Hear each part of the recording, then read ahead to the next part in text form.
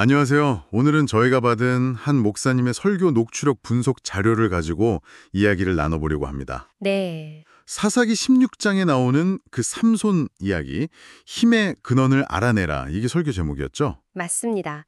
삼손의 삶을 통해 우리가 뭘 붙잡아야 하는지 그런 걸 탐구하는 내용이었어요. 네, 그럼 바로 한번 그 핵심 내용으로 들어가 볼까요? 좋습니다. 우선 목사님께서 지적하신 게 삼손의 반복되는 실수 패턴이었어요. 아, 반복되는 실수요. 네, 식욕 또 분노, 그리고 특히 정욕, 이걸 절제하지 못해서 스스로 거룩한 신분을 계속 더럽혔다는 거죠. 배우지 못하는 모습. 안타깝네요. 그렇죠. 실수를 했는데 거기서 배우지를 못하는 거예요. 이게 아주 큰 문제였다는 지적이었고요. 그 연장선상에서 나귀 턱뼈로 1000명을 이긴 다음에 보인 행동도 좀 인상 깊었어요. 아, 에나콜의 이야기. 네. 네, 그 샘 이름을 에나코레라고 지었잖아요. 부르짖는 자의 샘. 여기서 목사님은 어떤 자기중심성을 보셨다고요? 맞아요. 그러니까 초점이 나에게 맞춰진 거죠. 내가 부르짖었더니 하나님이 응답하셨다. 이런 식의 뉘앙스라는 거예요. 하나님이 하셨다는 것보다 내가 주어가 되는. 그쵸. 사무엘이 에베네셀 여기까지 도우셨다. 또 야곱이 베델 하나님의 집이라고 고백한 것과는 분명히 결이 다르다고 비교해 주셨죠. 진정한 믿음은 역시 하나님께 초점이 맞춰져야 한다는 말씀이시군요. 네, 이걸 목사님은 은혜의 요요 현상이라는 비유로 설명하셨는데 이게 참 와닿았어요. 은혜의 요요 현상이요? 네, 큰 은혜를 받고도 금방 다시 옛날의 죄로 돌아가는 삼손처럼 우리도 그렇다는 거죠. 그래서 은혜를 받는 것보다 은혜 관리가 더 중요할 수 있다. 아, 관리. 네, 관리가 안 되면 그냥 겉만 번지르란 허세만 남는 바리새인처럼 될 수 있다는 경고도 하셨습니다. 근데 좀 궁금한 게 이렇게 문제가 많은데 하나님은 왜 삼손을 계속 사용하셨을까요? 목사님 설명은 어땠나요? 그 부분에 대해서 두 가지 측면으로 설명을 해주셨어요. 하나는 좀 거시적인 관점인데요. 거시적이요? 네. 당시 이스라엘이 영적으로 너무 타락해서 사실서 하나님이 쓰실 만한 인물이 삼손 외에는 거의 없었다는 거죠. 하나님의 큰 구원 계획 안에서요. 아, 그 시대의 유일한 도구 같은 느낌이었군요. 뭐 그렇게 볼 수도 있죠. 그리고 또 하나는 미시적인 관점인데 이건 삼손 개인에게 계속 회개하고 돌아올 기회를 주시는 거라고요. 아, 하나님의 기다림? 네, 계속 기회를 주시는 거다.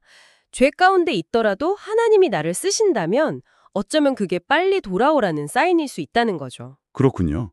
삼손의 약점으로 정욕 말고 허세를 짚어주신 것도 좀 새로웠어요. 네, 그 가사 성문짝 사건 말씀이시죠? 맞아요. 그걸 헤브론까지 옮긴 거. 이게 그냥 힘자랑이 아니었다고요? 그렇죠. 목사님 분석은 이건 하나님의 능력을 마치 자기 힘인 것처럼 착각하고 과시하려는 아주 위험한 교만, 즉 허세였다는 겁니다. 아, 자기 능력으로 착각하는? 네. 그래서 은혜 관리는 결국 약점 관리다. 이 말씀이 여기서 나온 거거든요. 자기 약점을 알아야 은혜를 대대로 관리할 수 있다는 거죠. 그 약점 관리 실패의 근본 원인으로 외로움을 지적하신 것도 좀 깊이 생각해 볼 문제 같아요. 맞아요. 그 부분을 강조하셨어요. 하나님 안에서 건강하게 자기를 돌아보는 고독은 긍정적이지만 삼손이 느낀 건 단절감에서 오는 부정적인 외로움이었다는 거죠. 외로움. 네, 그 외로움을 하나님과의 관계로 채웠어야 했는데 결국 딜릴라에게 의지하면서 무너졌다는 거예요. 딜릴라 이름 뜻 자체도 약하게 하는 자, 밤의 여인 이런 뜻이잖아요. 이름 따라갔네요, 결국. 그런 셈이죠. 사단이 유혹하는 방식에 대한 분석도 나왔었죠. 딥나 아내 때랑 드릴라 때랑 달랐다고. 근데 그것도 날카로웠어요. 딥나아네에게는 협박을 썼죠. 가족을 해치겠다는. 그런데 드릴라에게는 엄청난 뇌물을 제시합니다. 뇌물 액수가 상당했다고 들었어요. 어마어마하죠. 블레셋 방백 5명이 각각 은 1100세겔씩 총 5500세겔.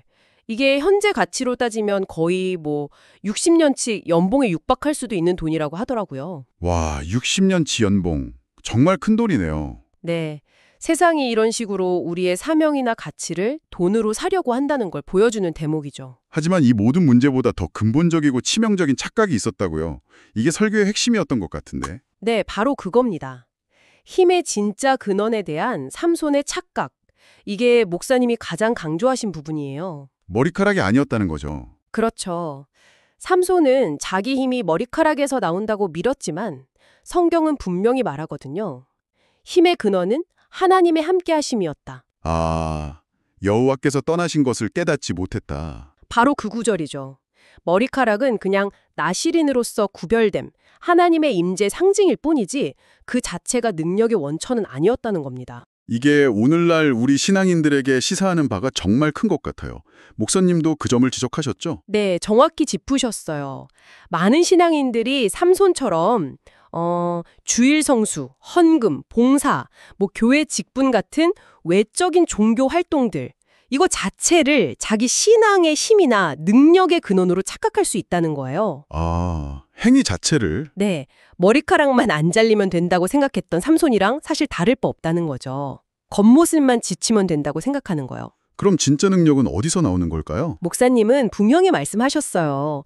그런 행위 자체가 아니라 그 행위를 하게 만드는 동기, 즉 하나님을 사랑하고 그분이 나와 함께 하심에 대한 감사와 기쁨에서 우러나오는 자발적인 예배와 섬김, 거기에 진짜 능력이 있다는 거죠. 하나님을 사랑하는 마음, 감사하는 마음. 네. 그래서 느헤미야 말씀, 오직 여호와를 기뻐하는 것이 너희의 힘이니라 이 말씀을 인용하시면서 상황이나 감정이 아니라 하나님 그 자체를 기뻐하는 것이 흔들리지 않는 힘의 원천이라고 강조하셨습니다. 아, 정말 중요한 메시지네요. 정리를 해보면 이 설교는 삼손 이야기를 통해서 신앙인들이 빠지기 쉬운 함정들, 약점, 은혜 관리의 중요성, 또 자기중심성의 위험, 그리고 제일 중요한 힘의 진짜 근원이 어딘가, 이걸 아주 현실적으로 잘 파헤쳐 주신 것 같아요. 맞습니다.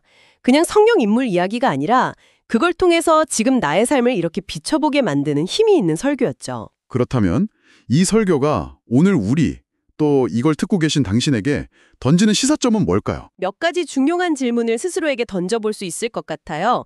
첫째는 혹시 나에게도 삼손처럼 반복되는 약점, 끊어내지 못하는 죄는 없는가? 정욕이든 분노든 교만이든요. 둘째는 내가 받은 은혜를 너무 당연하게 여기거나 혹시 내 공로처럼 생각하고 있지는 않은가? 은혜 관리를 잘하고 있는가? 돌아봐야 할 부분이네요. 그리고 셋째는 삶에서 외로움이나 공허함이 느껴질 때 그걸 세상적인 방법이나 다른 사람에게서 채우려고 하지는 않는가? 하나님과의 관계 안에서 답을 찾고 있는가?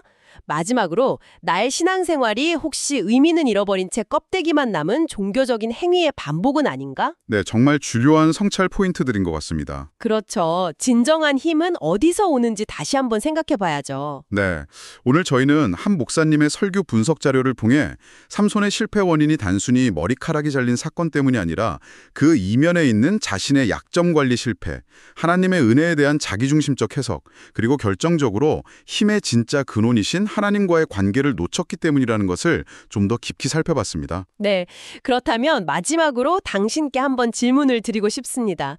지금 당신의 삶에서 힘과 안정감을 얻는 진정한 근원은 어디에 있다고 생각하시나요? 혹시 삼손처럼 본질이 아닌 다른 어떤 것, 예를 들면 외적인 조건이나 나의 행위, 혹은 다른 사람의 인정 같은 것에 기대고 있지는 않은지 잠시 멈추어서 돌아보는 시간을 가져보시면 좋겠습니다.